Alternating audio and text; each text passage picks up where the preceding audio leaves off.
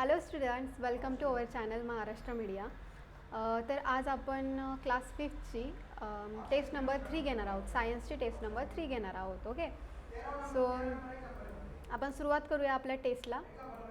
या अगोदर आपण 2 टेस्ट कंप्लीट केलेल्या आहेत. तर आज आपली लास्ट टेस्ट आहे. Is based on the 1st to 24th activities. Okay, so त्यावर बेस्ड आम्ही क्वेश्चन पेपर प्रिपेअर केलेले आहे. ही जी टेस्ट आहे ही फॉर 20 मार्क्ससाठी आहे आणि टाईम आहे 30 मिनिट्स. ओके, सो आपला क्वेश्चन नंबर 1A घेऊया आपण. Circle the district which is non for its cotton crop. Okay, तर आपल्याला त्यांनी सांगितलं आहे की सर्कल करा जे डिस्ट्रिक्ट म्हणजे जो जिल्हा कॉटन क्रॉपसाठी मीन्स ओळखला जातो, कॉटन क्रॉप म्हणून ओळखला जातो, तर कोणता आहे तो? जळगाव. ओके, तर आपला महाराष्ट्रामध्ये जळगाव हा जिल्हा कॉटन क्रॉप म्हणून ओळखला जातो. ओके, समजलं? तर त्यानंतर पुढचा प्रश्न आहे आपला. पुढचा प्रश्न आहे cancel the unwanted words. Cancel the unwanted word from the following sentences. तर आपल्याला अनवॉन्टेड म्हणजे आपल्याला जे रॉंग वर्ड आहे तो आपल्याला रिमूव्ह करायचा, म्हणजे त्याच्यावर तो रिमूव्ह करून टाकायचा आपण. ओके, तर cancel the unwanted word from the following sentences. 2 मार्क्ससाठी आहे. पहिलं बघूया आपण. On 22nd September the duration of the day and night is same or different. तर 22nd सप्टेंबरला duration of day and night म्हणजे नाईट आणि डे याचं जे ड्युरेशन आहे म्हणजे कालावधी आहे तो काय आहे? सेम आहे. त्यामुळे आपण काय करणार आहोत? त्यावर डिफरंटवर लाईन करणार आहोत. Okay, it's a big. Okay, so आपल्याला सेम वर्ड हवा आहे त्यामुळे आपण तो ठेवला. पुढचा क्वेश्चन आहे आपला. Increasing the population causes profit or loss to the nation. तर जर पॉप्युलेशन इन्क्रीज झालं तर नेशनसाठी प्रॉफिटेबल आहे किंवा लॉस आहे? काय असेल? लॉस. ओके, तर आपण त्याच्यावर काय केलं? सॉरी, लॉस आहे म्हणून प्रॉफिटवर आपण रॉंग केलं. त्यानंतर आपला पुढचा प्रश्न आहे कंप्लीट दी करेलेशन्स. ओके, म्हणजे आपल्याला कंप्लीट करायचं आहे हे correlations. For example truck, road transport. Okay, truck म्हणजे काय आहे? रोड ट्रान्सपोर्ट आहे. तर शिप म्हणजे काय असेल? शिप आपण जहाज पाहतो पाण्यामध्ये असतात, सो शिप काय आहे? वॉटर ट्रान्सफॉर्मेशन्स किंवा वॉटर ट्रान्सपोर्ट. मग आपण इथे राईट करणार वॉटर ट्रान्सपोर्ट.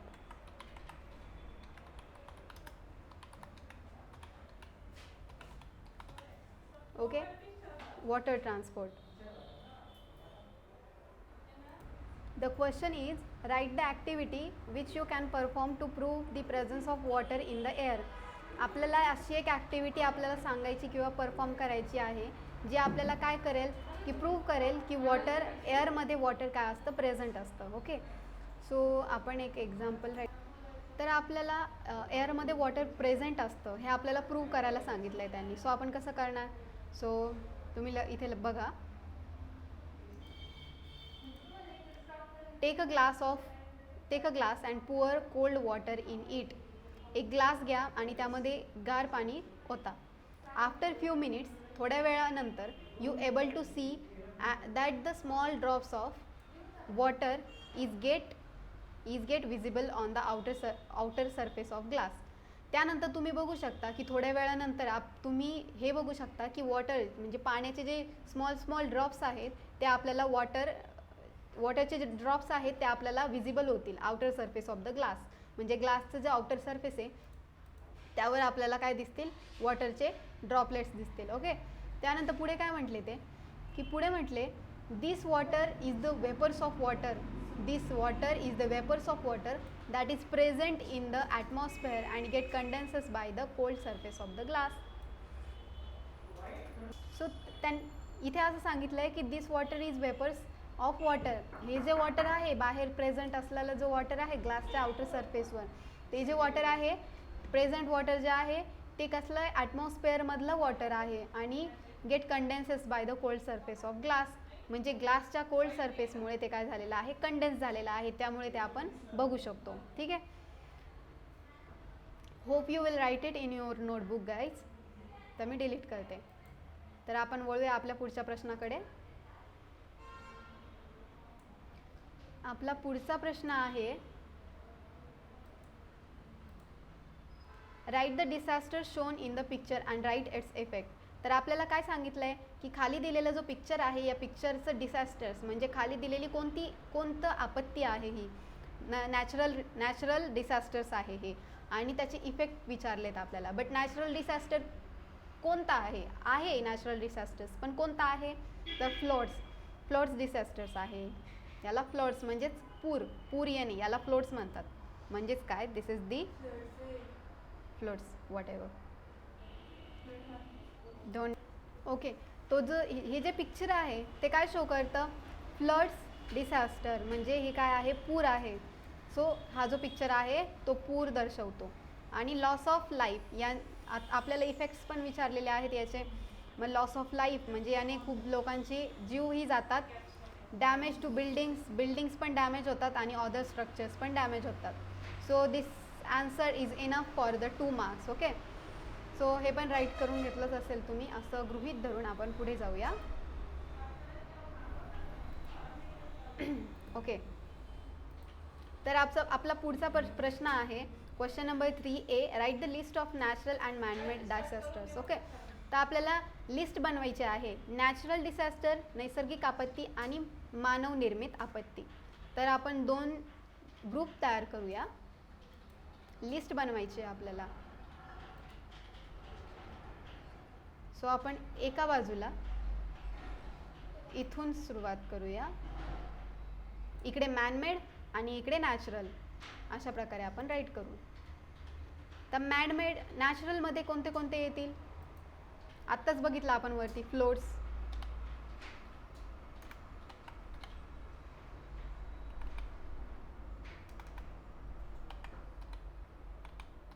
ओके.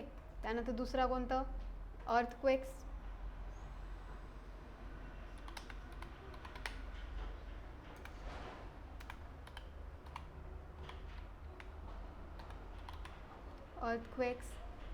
त्यानंतर तिसरं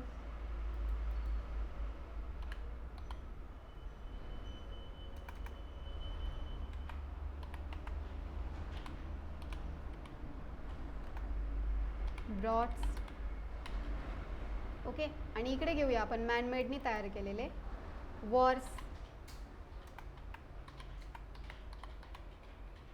त्यानंतर bomb blast,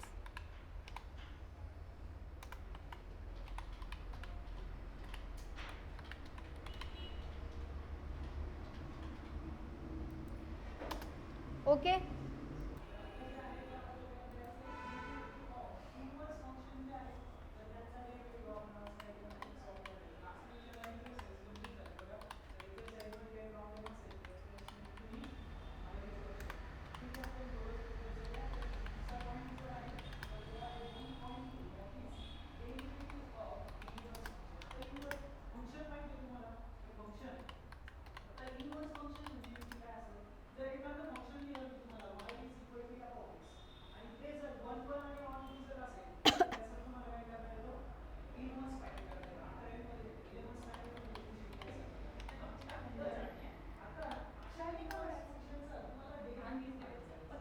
building is the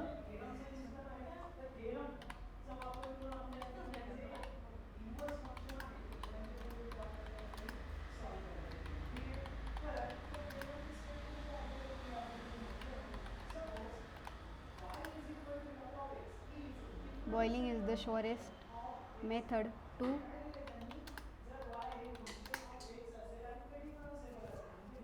disease causing organisms.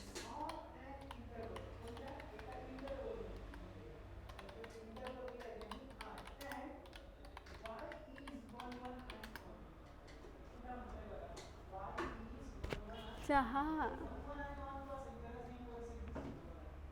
including virus and bacteria.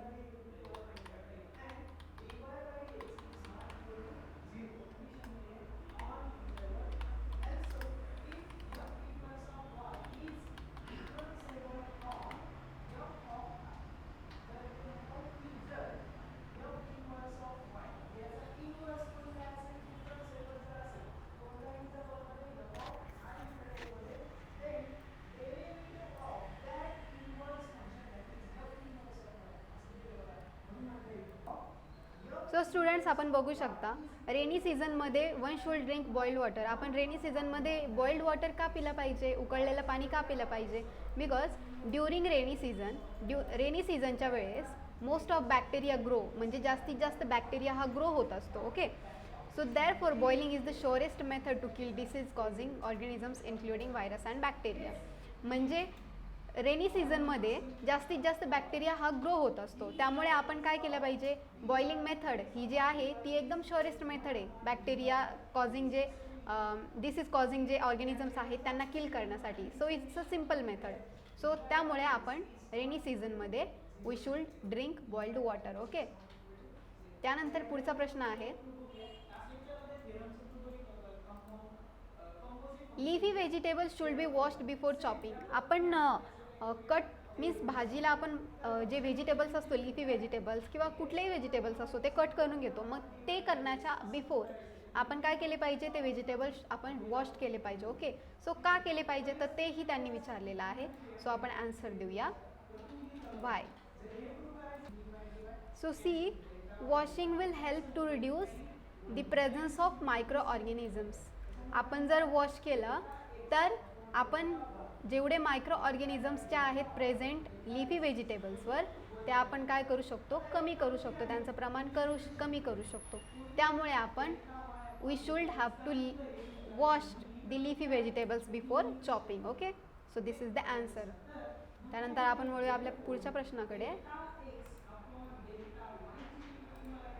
Question 4A, correct the following sentences and rewrite. आपल्याला खालील दिलेले सेंटेन्सेस आहे ते करेक्ट करायचे बिकॉज ते रॉंग आहेत. ओके, सो आणि ते राईट पण करायचे. The heart is a present in the abdominal cavity. So heart, seriously heart is present in abdominal cavity? So no, it's wrong. So we have to write it right. आपल्याला write करायचं आहे, write करायचं आहे. So heart is present. मग heart कुठे present असतं? Heart is present in the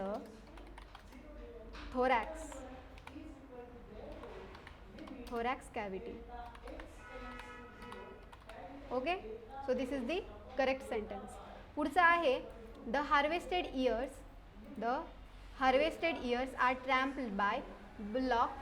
this is known as threshing. Okay, तर आपलं सेकंड जे एक्झाम्पल आहे, the harvested ears are trampled by the bullock, this is known as threshing. तर थ्रेशिंगची definition ही रॉंग आहे. थ्रेशिंग म्हणजे काय आहे? The process of loosening the edible part of the grain from the straw to which it is attached.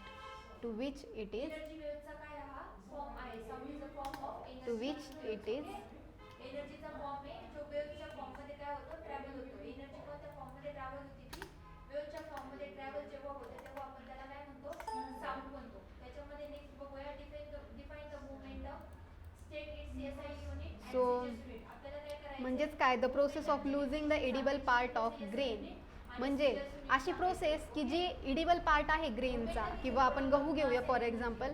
गहूला वरती काय असतात, जे असतात कोंब असतात, त्याच्यामध्ये काय असतं, गहू असतात, गहूचे दाणे असतात, तर तो एडिबल पार्ट झाला. Okay, the process of losing म्हणजे आपल्याला काय करायचं, आता त्याला लूज करायचं आहे. अगोदर आत्ता हार्वेस्टर्स आलेत, बट अगोदर हार्वेस्टिंग केलं जायचं अगोदर त्याचं. ओके, हार्वेस्टिंग करून नंतर मग तो जो एडिबल पार्ट आहे तो लूज केला जायचा फ्रॉम द स्ट्रॉ. म्हणजे जो स्ट्रॉ असतो, स्ट्रॉ मीन्स काय, त्याची जी काडी असते आणि वर जे गहू असतात, तुरे असतात गव्हाचे, तर त्या स्ट्रॉपासून ते जे दाणे आहेत ते लूज केले जातात आणि त्यालाच काय म्हटलं जातं, थ्रेशिंग. तर थ्रेशिंग म्हणजे ही राईट डेफिनेशन आहे. सो आय होप तुम्ही हे राईट करून घेतलं असेल. नसेल केलं तर राईट करून घ्या. आपण वळूया आपल्या पुढच्या प्रश्नाकडे. आपला पुढचा प्रश्न आहे, arrange the following objects in decreasing order of their speed. तर आपल्याला स्पीड माहीतच आहे, मॅक्झिमम मुलांना जास्त स्पीड माहीत असतात, एक्सपिरियन्स असतो याचा, बट आत्ता सध्या मुलींना सुद्धा माहीत झालेला आहे. तर आपल्याला काय करायचं, डिक्रीजिंग ऑर्डरमध्ये टाकायचे आहेत ते. तर डिक्रीजिंग अरेंज करायचे डिक्रीजिंग ऑर्डरमध्ये. तर कसं करणार आपण काय करू, याला नंबरिंग देऊया किंवा आपण इथे राईट करून घेऊया. ओके, तर आपण राईटच करून घेऊया. डिक्रीजिंग ऑर्डरमध्ये राईट करायचं आहे आपल्याला, म्हणजे चढता क्रम आणि उतरता क्रम हे माहीतच असेल. मग आपल्याला उतरत्या क्रमाने राईट करायचं आहे. उतरत्या क्रमाने राईट करून घेऊया आपण. सो आपण इथे राईट करून घेतलेलं आहे. डिक्रीजिंग ऑर्डरमध्ये म्हणजे उतरत्या क्रमाने राईट केलेलं आहे. ट्रेन ही जास्त फास्ट चालते, त्याच्यानंतर बाईक ही थोडी कमी फास्ट चालते, त्यानंतर बायसिकल थोडी कमी चालते, आणि बैलगाडी ही सगळ्यात स्लो चालते. सो अशा प्रकारे आपण राईट करून घेतलं आहे डिसेंडिंग ऑर्डरमध्ये, मीन्स डिक्रीजिंग ऑर्डरमध्ये. सो आपण वळूया आपल्या पुढच्या प्रश्नाकडे. क्वेश्चन नंबर 4C आहे आपला, नेम द फॉलोविंग. आपल्याला खाली नेम द्यायचा आहे. The illness which can be क्युअर्ड rapidly. The illness म्हणजे आपण आजारी असल्यावर आपण म्हणजे आपण काय केल्यावर आपण लवकर रॅपिडली आपण बरे होऊ. तर ट्रीटमेंट घेतल्यावरच ऑब्व्हियसली आपण बरे होणार आहे. ओके. ओप्स.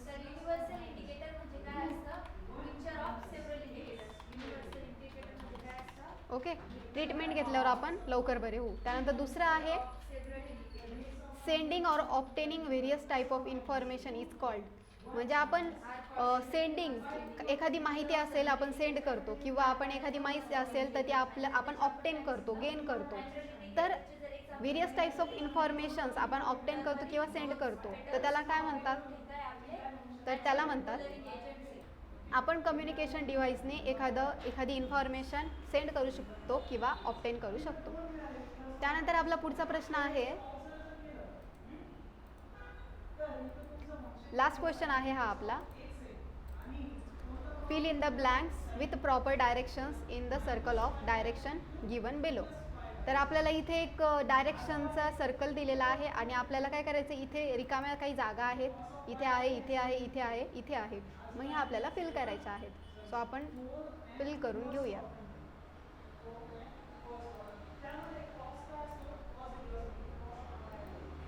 ओके. सो इथे वर नॉर्थ आहे, मग खाली काय असणार? Automatically south.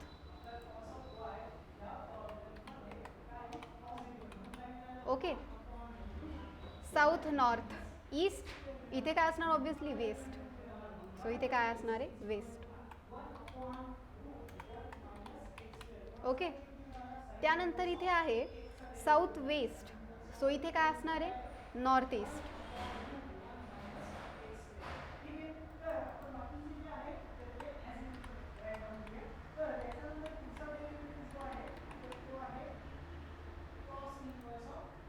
North east. इथे साऊथ ईस्ट आहे, तर इथे काय असणार आहे? North west.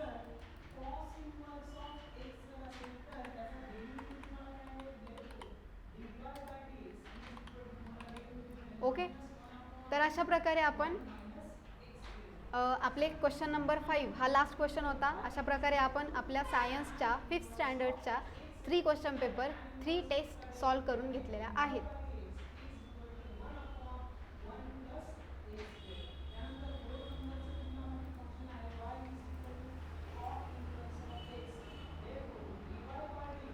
तर अशाच आपण रोज नवनवीन व्हिडिओज तुमच्यापर्यंत आम्ही पोहोचवणार आहोत, आणि तुम्ही असेच कनेक्ट राहा आणि आमच्या महाराष्ट्र मीडिया ह्या चॅनलला सबस्क्राईब करा.